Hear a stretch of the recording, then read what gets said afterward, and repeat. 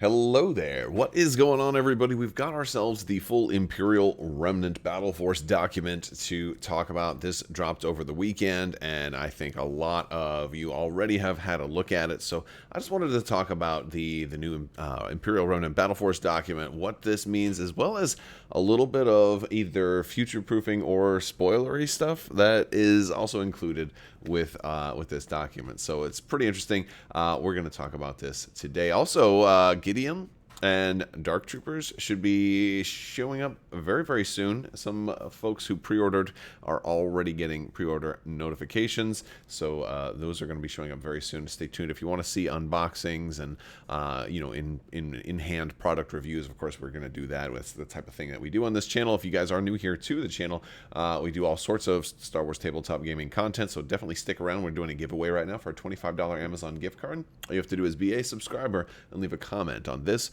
or one of my videos. It's as simple as that. I also want to thank today's sponsor, Luxury Playstyle Full Metal Tokens, fully compatible with Star Wars Legion. They are absolutely insanely gorgeous. You're going to love these tokens. They are the best tokens you can find. And they also have tokens compatible with other games like Star Wars X-Wing or Magic the Gathering. If you save 15%, or if you'd like to save 15%, you can use code Crabbok VIP over at luxuryplaystyle.com when placing your order. So definitely check them out. I use them in my games. They're absolutely wonderful, and you're gonna love them too. So also let your stores know they make great prize support for competitive events as well. All right, so let's go ahead and start talking about the Imperial Battle Force. As we know, this was something that was talked about with Gideon and the Dark Troopers to kind of mimic the remnants of the Empire that were scattered to the winds after, of course, the Battle of Endor.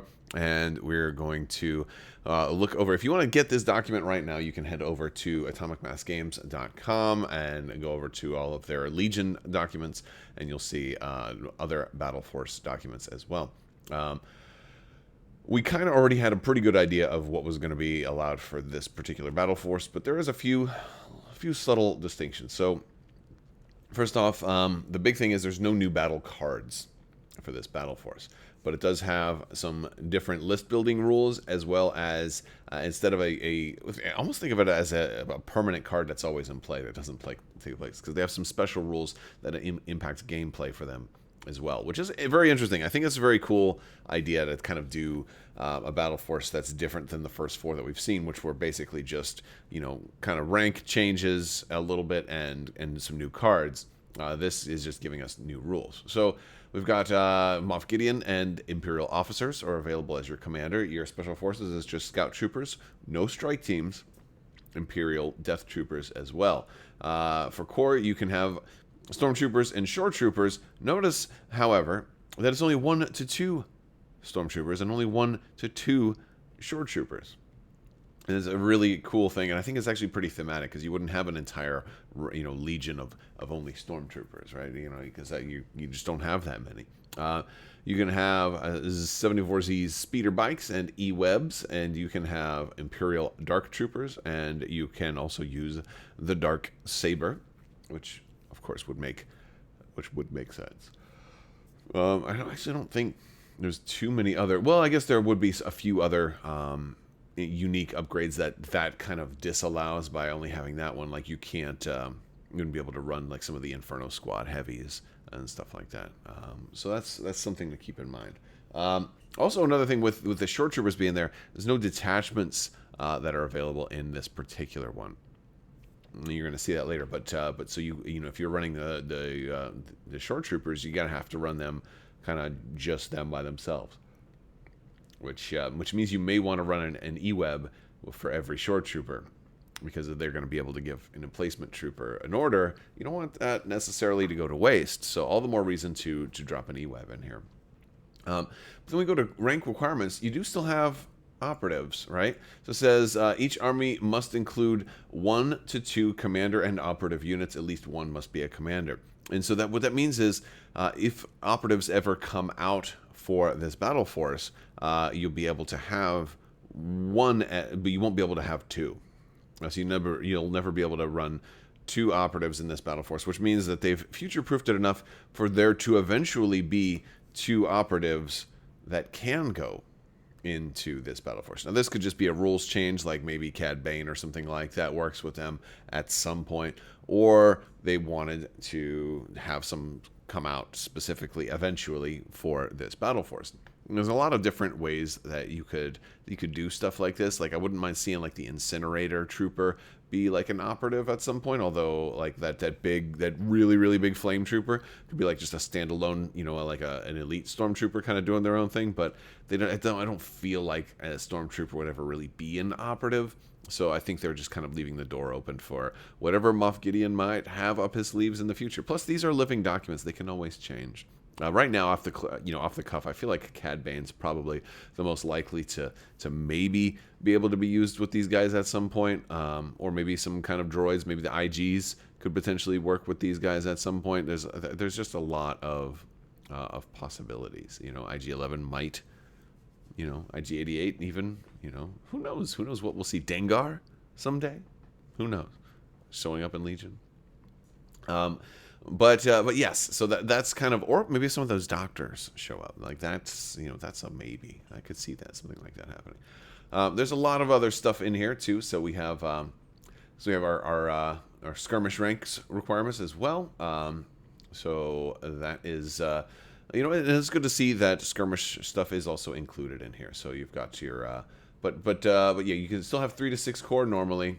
You can have 1 to 2 support units and up to 2 support units and up to 2 heavies.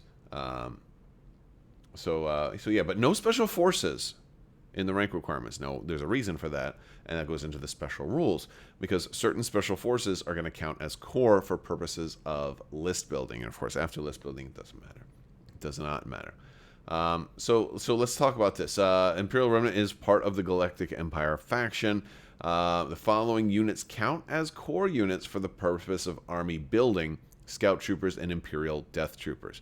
So even though you cannot run any special forces in your rank requirements, you can include them in your army because they're going to count as core for you. Now, this is a little complex way of saying they want your basic trooper corps to be diverse, to be kind of what's reflected on screen.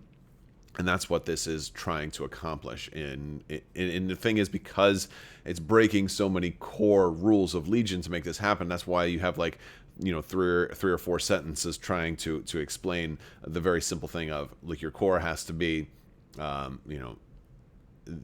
either you could either be bare minimum of core, or if you want to have a lot more, like if you want to have more than one stormtrooper or more than one shore trooper, you have to have one of all of them first. So basically, when building an army, an Imperial Remnant Battleforce cannot take more than one of each unit with a core rank. Of course, that's while building, so that includes those Death Troopers and Scout Troopers.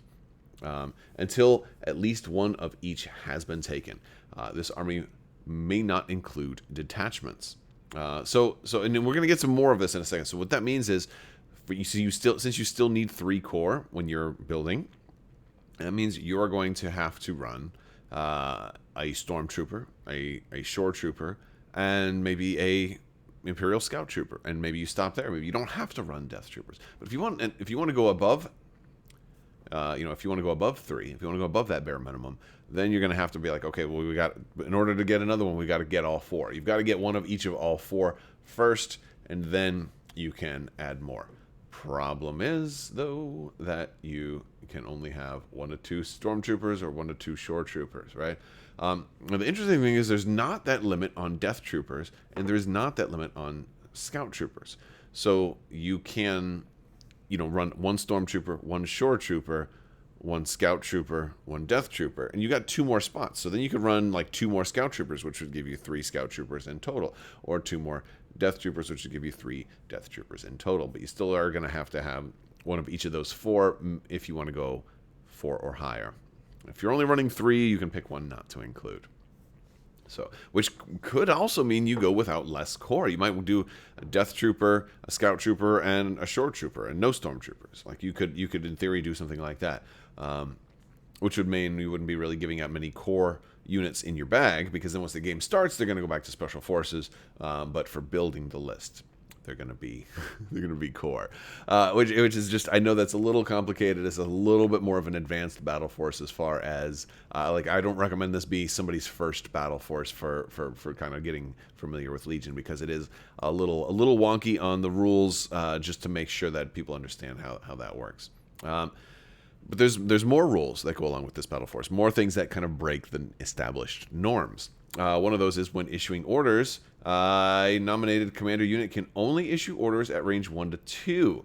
Now, the interesting thing here is the nominated commander unit. Now, well, they've already kind of opened the door for operatives to show up eventually, and it makes me wonder if, I mean, they can always change this at some point, but if a operative did show up and had command cards that issued orders, currently the way it's written right now, that operative would be able to issue orders beyond range 2, right? Of course, if by the time that happens, I'm sure they'll change this, but yeah, I thought that was interesting.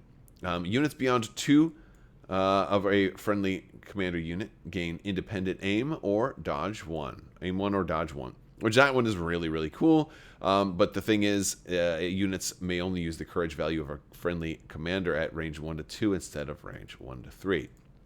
So basically, this range 2 bubble is going to be a really important thing for this type of battle force, which means you may want to run like an Imperial officer and Moff Gideon, as opposed to just Moff Gideon. Right? Like, having 2 bubbles is going to be pretty good, because if you're afraid of suppression.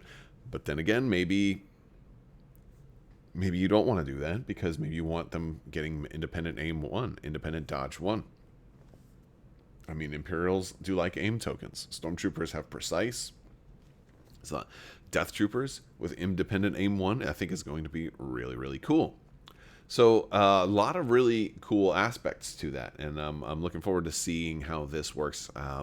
This will be a fun one to run. And the cool thing about this is that you can run it right now. More on that in a second. But there's a third special rule change to this, and this also goes into effect with army building. It says any non-droid trooper unit in this army with a heavy weapon upgrade, which basically means any unit in this with a heavy weapon upgrade outside of Dark Troopers, outside of Imperial Dark Troopers, may equip a heavy weapon upgrade with one of the following unit requirements, ignoring that requirement: Stormtrooper only, Shore Trooper only, Scout Trooper only, and Imperial Death Trooper only. So basically what this means is everybody outside of the Dark Troopers can mix and match their heavy weapons. And so that's a pretty cool thing. So you can take like the Stormtrooper DLT and then maybe put him in a Scout Trooper unit. You can take that Scout Trooper Sniper, and put him in I don't know, maybe a Stormtrooper unit. So you can mix and match quite a bit. And so I think the idea here is you're meant to have more of a ragtag bunch led by Moff Gideon rather than just a little bit more typical looking Imperial unit. And so this is all really interesting stuff, but I think what's cool about this right now is that you can run this now. There are not any new Battle Force cards for this. You don't have to print anything special out. Obviously, I think Moff Gideon will work well with a unit like this. He's already got range 2 things that are going on. The range 2 shenanigans are going to be important for this Battle Force. And again, you can get all of this document is over at Atomic Mass Games right now, so you can go to atomicmassgames.com, go to Star Wars Legion, check that out. But you can start running this right now, because while you do have the ability to run the Dark Troopers, Imperial Dark Troopers, and Moff Gideon in this list, it is not required. So you could start this list off running an Imperial officer and as your commander. And you could run 2 Imperial officers if you really wanted to.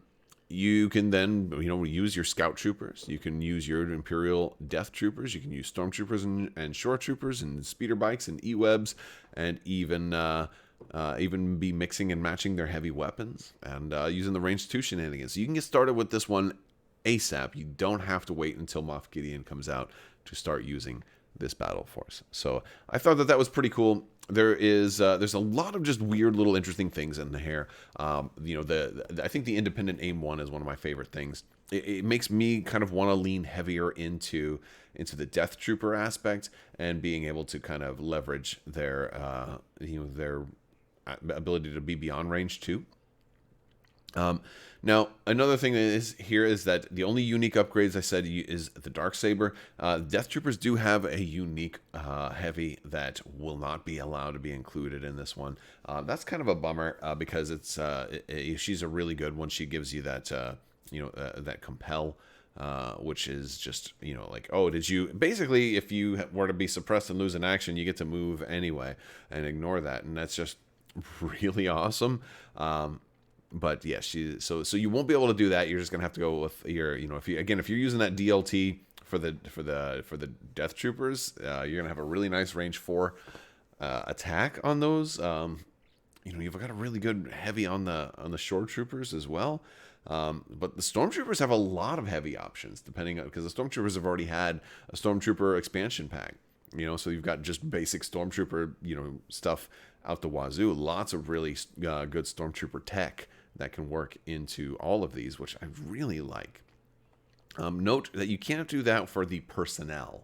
Right, it's only the heavies. So you couldn't take like a stormtrooper captain or something like that and move him over to Shore Troopers. You're not going to be able to do that. But there's enough, generic personnel that you can put in there. But just keep in mind of the uniques. Make sure you're not using any uniques outside of the Darksaber in this one. And if you're running this before Moff Gideon comes out, that basically means no uniques at all. Outside of course, of Moff Gideon, right?